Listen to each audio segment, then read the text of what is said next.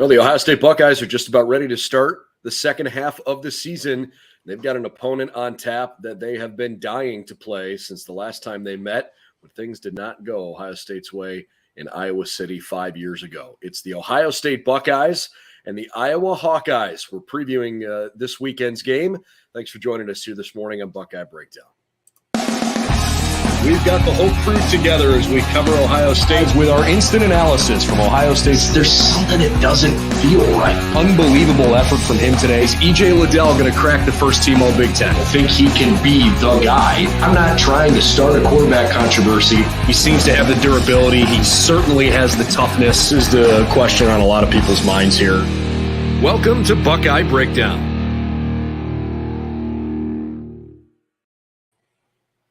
Well, good morning, everybody, and welcome to Buckeye Breakdown. Thanks for making us part of your stop as you follow the Ohio State Buckeyes here in 2022. We're grateful for your support. I'm Brendan Gulick, along with Craig Hyson. If you're watching live with us here on Friday morning on our YouTube channel, we'd love it if you comment along the way, and we'd love to try to answer some of the questions you bring in if you're so inclined. If you missed us live, that's okay, too. Maybe you're listening after the fact on one of our audio platforms. You can find this podcast wherever you like to find your favorite podcasts. We're available in the Apple Store and Google Play. You can find us on Spotify and lots of other places too. But the best way you can support the show is by subscribing to our YouTube channel and hit the notification bell so that when we go live, you know we're live and you can support us and participate in the shows. That would be really great. We'd appreciate the help there. Craig, we've got a Kirk Ferentz-led team that has really polarized the fan base coming to Columbus right now. For Ohio State fans that have been gearing up after the off week, fans are probably pretty darn well aware at this point that Iowa's defense has been very good and they continue to be very good. I think it might even be fair to say that offensively they've hit a new low. There are 131 teams that play Division I college football. 131. They are dead ass last in total offense. They are worse than UMass. They're worse than Colorado State. They're worse than New Mexico State. They're worse than Temple. They're worse than Colorado. This offense has been terrible. They've scored 7 offensive touchdowns in 6 games, and they have only moved the ball 1,433 yards total in 6 games they've played. I mean, Ohio State probably they almost got that in the game. It is unbelievable how bad their offense has been. And I don't know how to try and wrap my head around why Iowa has put themselves in a really, really tough spot. I don't want to go on a soliloquy at the beginning here. I want your thoughts, but the idea that Kirk Ferentz has a $42 million buyout and that because of the nepotism clause at the university, his son, who's their offensive coordinator, technically reports straight to the athletic director, but he's not going to get fired, and Kirk's not going to get fired because nobody's writing that check there. It's got to be infuriating for Hawkeye fans right now. If I'm a Iowa fan, I'm absolutely pissed that at this situation. They've been wasting good defenses for years. This defense that Ohio State will see Saturday is very, very good, but it just gets overshadowed by how bad the offense is. So there's not that Iowa is going to win a national title by any means, but they have the one main criteria to do so. There's only been 2 teams that have won a national title that didn't have a top 25 defense, and they were led by 2 legendary quarterback seasons in Auburn and Cam Newton and Joe Burrow at LSU. So Iowa's offense there's just nothing nice you could say about it at all. No, I mean, look, man, their season opener against South Dakota State, they beat them 7-3. They played, and granted, the weather stunk. Their rivalry game against Iowa State, a team that they have beaten up quite a bit the last few years. They lost to Iowa State 10-7. They beat Nevada, who was really bad, 27-0, and they beat Rutgers in their Big Ten opener 27-10. They lost to Michigan in a fairly tight game. I don't know. I mean, J.J. McCarthy's first road start. There's probably a lot you could play into that. They did a good job stopping the run that game. 27-14 the final, and You've got an Illinois team that I don't know how much credit I'm ready to give Illinois yet. I know they're nationally ranked now. I know Illinois is kind of in the driver's seat in the Big Ten West, which is weird and hilarious. That's weird to say. And yeah, just kind of hard to wrap your head around that. Anyways, they held Illinois under the season average of points allowed per game. They were averaging only 10 points per game being scored against their defense. They held Illinois to 9 and lost 9-6. Yeah. I don't know if I've ever seen a college football team, and maybe my memory isn't great, but I don't know that I've ever seen a team with this kind of disparity. Again, 131 teams that play college football. They are 127th in rushing. They are 120th in passing. They are 126th in team passing efficiency. They are 126th in scoring offense. They are 124th in third down conversion. They have not converted a fourth down all year, dead last. They have the fewest first downs in the country. They have 80 first downs in 6 games. On the flip side, they have the number 7 total defense, the number 3 ranked passing yards allowed defense. They have the number 3 ranked scoring defense. They have the number 2 ranked pass efficiency defense. Their special teams continues to be very good. It is just unbelievable to me that they are essentially wasting a team that should be able to beat most teams around the country in a game that's predicated on offense if they had a freaking clue what to do with the ball when they had it. And watching on offense, them is brutal. It is. And on offense for them, usually something they can at least hang their hat on. They might not have the skill players that the rest of the Big Ten have, especially Ohio State, but their line's not the typical Iowa line. They're giving up the most sacks in the Big Ten. I think that's where Ohio State really gets after Spencer Petras this weekend. Michael Hall sounds like he's fully healthy to play. Probably see JTT get his first sack since the past couple of weeks. They've been sending a lot of plays into the Big Ten saying, hey, he's getting held on all these plays and they're not calling it. So the refs will probably have an eye on that. We'll probably see our first holding flag on the right tackle this week for Iowa. But yeah, they're even their bread and butter of a good line. Their line's just really young right now. They'll probably end up being very good, but right now they're not. And on defense, they do, you mentioned all the accolades this defense has. They're number 1 in the country in not allowing big plays, so anything over 30 yards. And Ohio State leads the country in plays over 30 yards. I think they have 24 on the year. So that's one thing to watch Saturday. That someone's got to give there. Yeah, no, I appreciate some of the comments already this morning, Sue and David. Good morning. Yakov, thanks for checking in. Sue says, I'm interested in watching how well our offense can perform against a good defense. That's about it. I think there's a lot of people that are in that same boat. It's like, okay, what is it about this Iowa defense that's been so good? And have they been that good only because they haven't played an electrifying offense? Maybe, but I would argue that their defense has done this for a long enough period of time now where you can't say, hey, poor small sample size.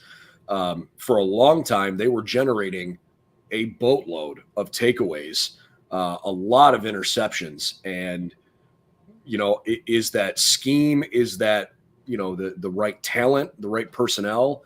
Is it just the way they would confuse opposing quarterbacks? I mean, it seems like it's kind of the perfect blend of a lot of things. I say all of that to look at Ohio State and say, look, the Buckeyes aren't completely infallible. I mean, anything can happen, but I am as confident in Ohio State's ability to move the ball on anybody in the country as I am any offense in the country. And so, yeah, I am also really looking forward to seeing, okay, this is supposed to be a really good defense. How does this Ohio State offense match up against it, given that they've got 6 games behind them? Sounds like the Buckeyes are getting much healthier. Ryan Day said both Travion and Mayan are going to be available this weekend, so that's obviously good. We haven't gotten official word on Jackson Smith and Jigba, but it sounds like he was moving around pretty good at the Woody Hayes Center during practice this week. I would hope that he is available. I'm sure he wants to play. Let's cross our fingers that he gets in there. But even if he doesn't, I mean, Ohio State's wide receiver room has proven that they can beat up on most teams. So does CJ Stroud have enough time to throw the football? Because if he does, he's going to find open guys. That's just you can't man cover long enough against Marvin Harrison or Emeka Egbuka or Cade Stover if you want to have a long-term successful game plan. Yeah, Marvin Harrison said it best this week. He basically saying that you're going to double one of them. Good luck trying to cover the other guy when they get Jackson Smith and Jigba back. So and one last thing on the Iowa defense is I would love to sit in on a defensive meeting that they have just to see what their players are saying. Like, hey, guys, we've been playing great all year, but, man, if we give up 10 points, we're going to lose.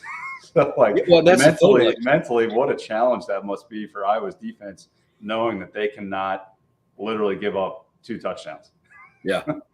No, that's got to be like after a while, man, that's got to be mentally debilitating. Mm-hmm. And I think they know the kind of team that they're going to play against this weekend. Now, that shouldn't like strike some great fear into them. They shouldn't just, well, let's not show up and even try. You got to go play, and you never know what can happen. But I have to believe in my heart of hearts that even their defensive leaders are sitting there going, we're going to play as hard as we can. I don't know how we're going to score enough points to win this game. They'll never say that publicly, but deep down, like you kind of have to feel like that's got to be there. I want to talk about a couple of the defensive players in particular. Riley Moss is a very, very good player, and I'm a little surprised he hasn't been quite as good this year as we've seen in the past. When you've looked at Iowa at all, I mean, does anything jump out at you about Riley Moss as you know, arguably one of the top defensive players in the Big Ten? He is, and obviously Jack Campbell. Campbell, the other one, right? Yep, Campbell being the other one, midseason All-American. I mean, those 2 guys make it all go for that defense. And I mean, Iowa has some guys that Ohio State wanted on defense. So I'm interested to see how those guys play. A couple of them don't get in a whole lot, but yeah, they have some very good players on that side of the ball. Xavier Nwankpa is obviously the big name that jumps out there. And it sounds like he hasn't played a ton during his first year, but a safety that the Buckeyes really wanted. And frankly, that was a massive win for Iowa, you know, to get a 5-star in-state kid to stay home is a big deal. That hadn't happened at Iowa, maybe ever, but certainly not in a long time. You know, there's no reason to think that Iowa's defense can't continue to be the staple of their team. But there's also no reason to think that you should run a program with the mentality that like, hey, we're going to be defense first and not also have a really good offense. Like you can't just do that. I'm looking back at the series history. I mean, obviously the last time these 2 teams played, right, is stuck in everybody's mind. That was as tough a day as an Ohio State fan that we've had in a long time. November 4th, 2017, the Buckeyes got stomped 55-24. I realized there were several interceptions. There were defensive touchdowns in that game. Ohio State had not given up 55 points in a game since 1994, and I'm pretty darn sure they haven't given up that many points in a game since then. That was a bad day. But when you look at the all-time series record, Ohio State is 45-15-3, so they've played 63 times. But of those wins for Iowa, they basically all came 1962 and earlier. From 1963 on, Iowa has only beaten the Buckeyes 5 times, and they've played more than half of the games in the overall series since the early 70s. So it would be hard for me to count all of these, but Ohio State has won, I would say, at least 30 of their 45 games the last 35 that they've played them. Iowa has only beaten Ohio State twice since 1992. They won in 2004, and then obviously in 2017. And while it's fun to look at the series history and all of that stuff, the reality is it's not about the teams that played a long time ago. It's not even about the team that played 5 years ago, even though a lot of the coaching staff was here for that game. It is a little weird to me, and we mentioned this on Wednesday's show. It's weird to me how infrequently these two teams have played. In the time that Ohio State played Iowa 2 times ago, back in 2013, the Buckeyes have played Wisconsin 9 times and beaten them 9 times in a row. It's like Iowa seems like they play Penn State almost as often as they play teams in the Big Ten West. Right. They keep dodging the Buckeyes. So I know a couple of the games got canceled. One was the COVID year. I think they were supposed to play Iowa. And then the other time it was when Nebraska and Rutgers joined and they realigned the divisions, which hopefully that can be a topic for a future show, but hopefully the divisions are going away. I know a lot of people say, hey, we don't want to ruin the rivalry with Michigan. At this point, the Big Ten West is so bad that the Big Ten championship game is honestly just a waste of time. It's the discrepancy between the two divisions is at an all-time high. But yeah, you would like to play Iowa more. It's a good test defensively to see how well our offense can perform against a top-ranked defense. But yeah, they just don't seem to get Iowa on the schedule, and it's going to get only worse when USC and UCLA come. So I saw a couple of interesting notes that I definitely want to bring up. So first of all, to your point about Iowa's punt team, they're pretty good. They're ranked 12th in the country. They've always taken a lot of pride in special teams and have often been one of the best special teams units in the country. So not a huge surprise that they're good on that part of the game again. But just some interesting discrepancies here. So Iowa's last 300-yard passing game was November 23rd, 2019. The Buckeyes have thrown for at least 300 yards 21 times since then. Ohio State has thrown 101 passing touchdowns in that span. Iowa has 25. And I mean, it gets even worse than that. Like you talk about the length of drives and the ability to sustain drives. I mean, think about what we were saying after Michigan State, where the Spartans, I mean, I know they got boat raced, but didn't they kind of do exactly what they needed to do? They pinned Ohio State deep inside the 10-yard line 3 times to start drives to make the field as long as possible and try to make it difficult. They just couldn't stop Ohio State's offense. I kind of expect that Iowa's defense is going to have some situations again this week where they've got a lot of field behind them because they've typically been able to punt the ball pretty well. Well, Iowa has 5 drives this season, 5, where they've gone at least 60 yards. Ohio State has 4 games with 6 or more 60-yard drives in a game this season and have totaled 29 drives of at least 60 yards. Even more than that, Iowa has 4 drives this year where they've gone 70 yards. Ohio State's done it 26 times. It's one of those things that you got to decide what you want to take away, because you have to make Ohio State one-dimensional, which is very difficult to do. But even if you do that, say you want to take Stroud away, it's probably not going to happen with how well he's playing this year in the receivers. But you do that, and then, I mean, Mayan Williams is leading the nation in yards per carry. So, like, there's not much you can do to this offense right now to really slow them down at all. Like, I've seen a lot of stuff in Iowa, reading up on them this week. Like, hey, Notre Dame held them pretty good. You kind of have to discount the first game of the season. There's no preseason, obviously. You're trying to figure out what's working, what's not, new pieces on the field. So you can kind of take the first game for what it's worth. Since that game, the last I think it's 4 games, Ohio State is averaging 54.4 points a game. So since that, let me rephrase that, since the Notre Dame game, 54 points a game. So there's not a whole lot of things you can do to slow this down. I know, granted, the opponents Arkansas State, Toledo aren't the strongest, but still, I don't know how you slow this offense down right now with the way they're rolling, and they're just going to get stronger when Jackson Smith and Jigba comes back, hopefully Saturday.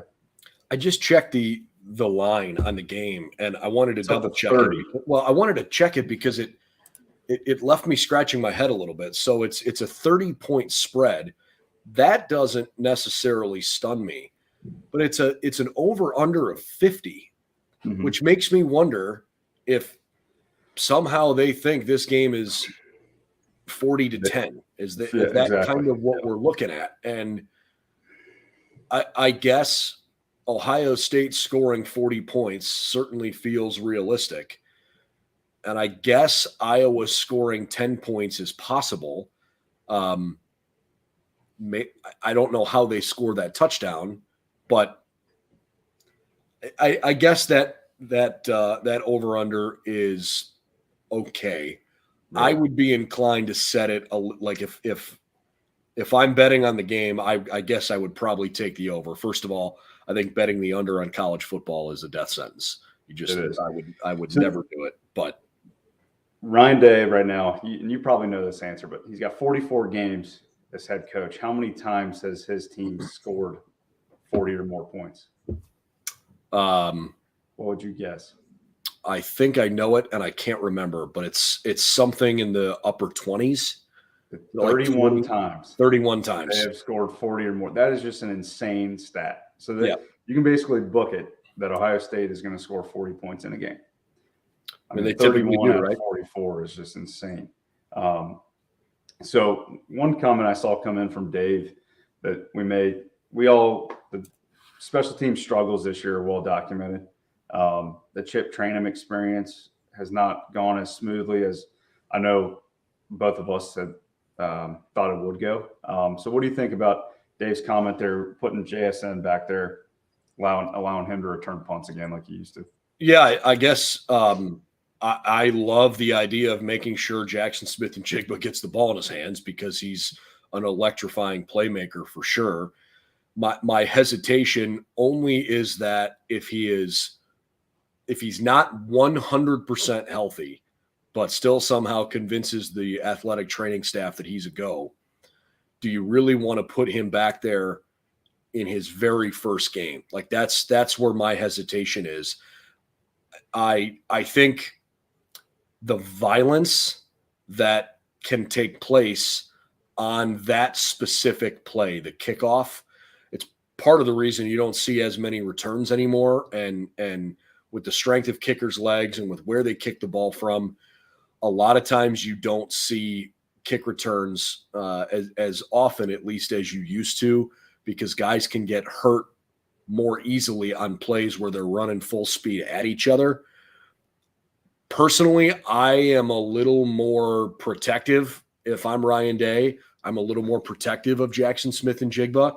Part of the reason why I love Chip Trainum back there is because he's thick and he's fast, but he's physical, and I feel like he can absorb contact maybe a little better than Jackson can. Now, that's not to say that Jackson is going to get killed. He's been a really good returner, and I love watching him in open space with the ball in his hand for sure. But I'm personally just a little bit hesitant to do that. Frankly, I would rather see Chip Trainum returning punts than Emeka sometimes, because you're right, David. It has been quite an adventure at times watching Emeka return punts. It has. I don't know. It has. All right. Final thoughts here as we kind of put a bow on our preview. Yeah, I think it's a big day for Ohio State. I think I got it at 45-10. I think Ohio State, the only way Iowa really scores, I think maybe a turnover that they get a quick touchdown. I don't see Iowa going on for long drives. They don't have many of those this season as a whole. Ohio State's defense has been great all year. They've had the bye week to prepare for Iowa. So I don't anticipate Iowa having an offensive explosion out of nowhere. So 45-10, Stroud, I think, has a big day too. And I think Mayan Williams gets the majority of the carries with him back fully healthy. I talked about it a couple of weeks ago. I think he turns into kind of having a Trey Sermon-like run this second half of the season. I think he's going to be the guy to carry him down the stretch. Not that Travion can't get it done. I just think they're going to keep feeding mine a little bit more. But big day, and I think excited to see Ohio State's D-line get after Spencer Petras. We hit on earlier. Iowa's line isn't the typical Iowa offensive line this year, so looking to get maybe a couple turnovers, strip sack, fumble, something like that this Saturday. Would love to see that for sure. Admittedly, I love your score. Just to be a bit different, I'm going to say 45-6. I'll say that Iowa kicks 2 field goals instead of scores a touchdown. But 45-10 is a pretty good looking score too. I could certainly see why people would think that that would make some sense. I think Ohio State is going to present challenges to Iowa's defense that they have not seen this year or in recent years. I'm just not totally convinced that Iowa has seen an offensive attack this powerful and this deep. It's not like Ohio State can only throw it or only run it. We've seen the Buckeye offensive line play very, very well this year. They've proven they can be physical in moments where they want to be physical. They pretty much have limited C.J. Stroud's ability to get hit. It's pretty much mitigated. I don't think he's been sacked in a game more than one time all year. If he has, it hasn't been more than twice for sure. But he just doesn't take a lot of hits because the offensive line has given him a lot of time to throw. And now we're talking about they've already done, they've played Notre Dame, they've played Wisconsin. I know they had a couple of wins over some non-conference teams, but by this point, you can't say that they haven't played nobody, unless you're Desmond Howard, I guess. He doesn't like Ohio State's schedule. He does not. But, I mean, look, I think Iowa's defense is going to struggle a little bit. I don't think Ohio State is going to hang 50 on them. I think that might be a little bit overreach, but I have a hard time thinking Iowa is going to hang in this game at all. We'll see. But you say 45-10, I like 45-6. So we'll see how it shakes out. We got a lot of coverage for you planned, and we really hope you'll join us along the way. We will stream tomorrow the post-game press conference as always. And we'll have our instant analysis show live after the game is over as well, so that we can give you our live immediate post-game reaction, and we can interact with you as well. We'd love to hear your comments post-game, so I hope you'll join us for that. BuckeyesNow.com for all the latest. Thank you for subscribing to the YouTube channel. We appreciate your support that way. You can also find this podcast wherever you like to find your favorite podcasts. For Craig Hyson, I'm Brendan Gulick. Thanks for hanging out this morning, and looking forward to seeing Ohio State and Iowa finally, after 5 long years of waiting for these two teams to meet once again. The Buckeyes and Hawkeyes will be back at it. See you tomorrow.